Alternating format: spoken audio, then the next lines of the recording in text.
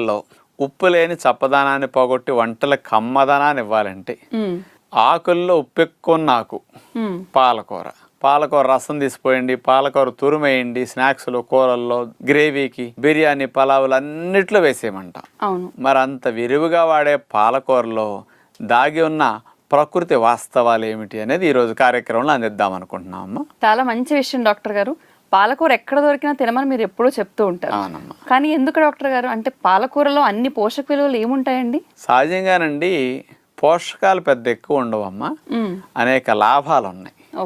100 గ్రాముల పాలకూర తీసుకుంటే 92 గ్రాములు నీరే, అంటే 92% వాటర్ అని అర్థం అనమాట.